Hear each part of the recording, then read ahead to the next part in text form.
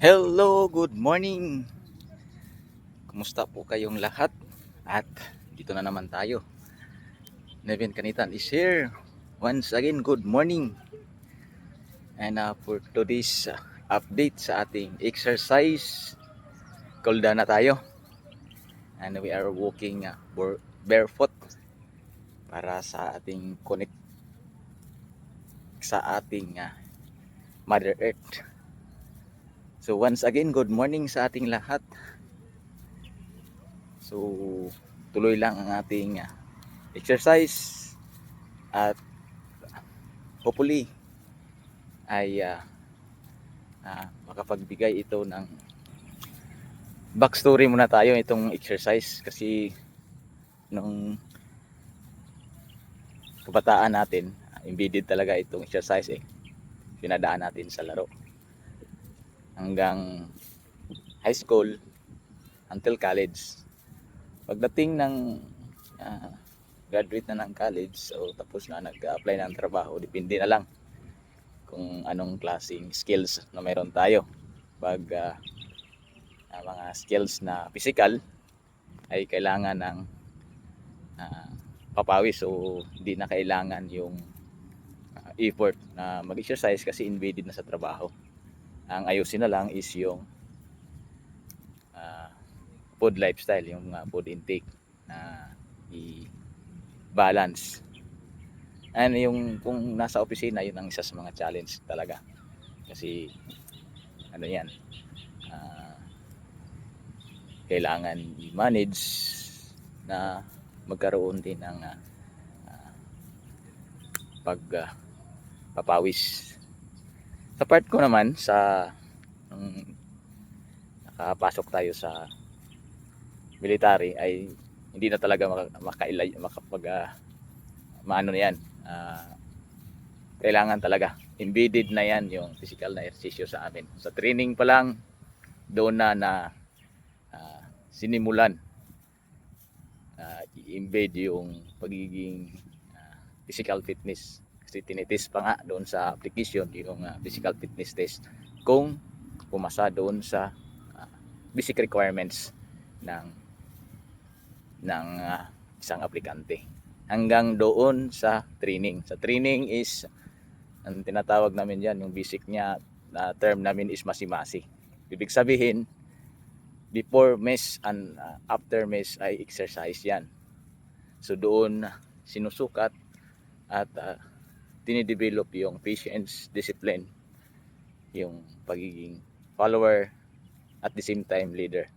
Leader in a sense na may time talaga na yung marcher, siya yung magdi-lead sa class in behalf doon sa buong klase sa mga disseminations, instruction para sa klase ay siya yung magdi-lead. So ikutan yan. So yun ang isa sa mga sa amin. So magiging lamang din sa amin kasi embedded na yung exercise. Pero ganun pa man, ang problema lang nung mag-graduate na, ano na yan, minsan may mga unit or mga areas na personal choice na yung paano ma-embed or paano ma-integrate ang exercise doon sa individual soldier.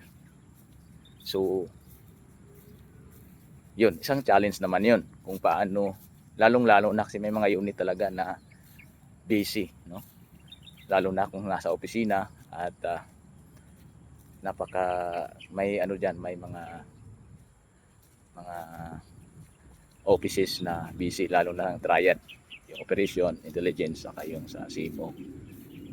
Pag nasa field naman, operating troops, combat units, at naglalakad sa bundok ay ano na yan, embedded na yung exercise yan kasi all throughout the day, lalo na sa operation, ay lumalabas talaga ang pawis. Makapahinga na lang yung katawan sa pawis pag nasa duyan na, pag nasa bundok. Ang naging solusyon ko naman dyan sa akin ay ginawa na lang din natin yung dinisiplina yung sarili natin. pagpasingan kasi na masarap na din talagang matulog eh. Lalo na kung medyo on the day before busy siya o late na mas kakatulog ay yung gising is hindi siya nakaka motivate, pero kailangan usually naman mga unit sa amin ay may mga rebelli naman, so mas pabor yun kasi kami obliged kami na mag-attend ng rebelli because it is part of our duty. So yun, magandang opportunity din yun in our part. Then isipin din natin, no, yung ginagawa natin, it is a matter of self-care. So self-care in a sense na hindi lang sa ating katawan, kung hindi para din sa ating kung ano yung pinagsilbihan natin. Unang-una yung Panginoon na nagbigay sa atin ng itong blessing sa ating katawan, malusog na pangangatawan, itong buhay natin. Pangalawa yung pamilya natin. Of course, pag malakas tayo or maganda din naman yung takbo ng ating kalusugan, ay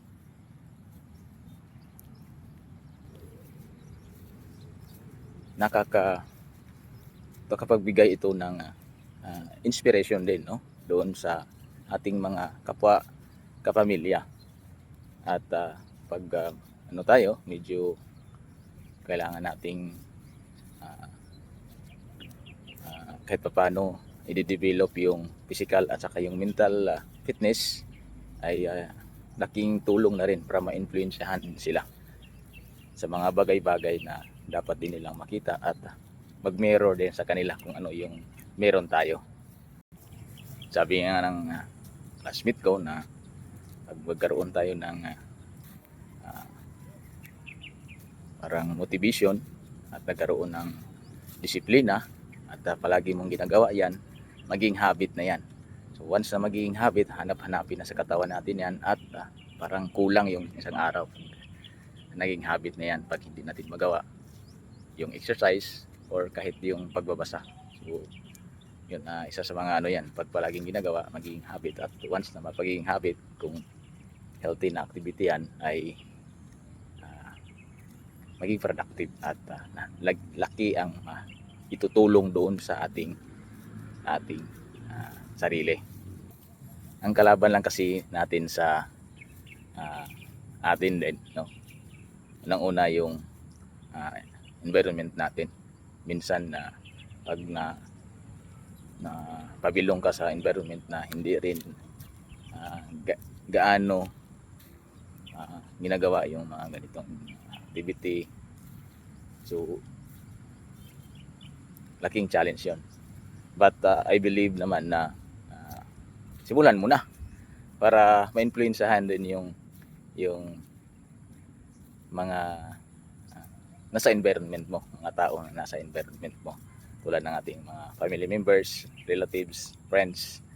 So yan, tayo na magli-lead para din sa ikakabuti ng ating surroundings or ating community. Kaya kung kayo ay naniniwala sa mga ganitong activity, you can join us. Mayroon tayong group din sa Malboal, low carb and fasting, kasi nag-advocate din tayo ng low carb.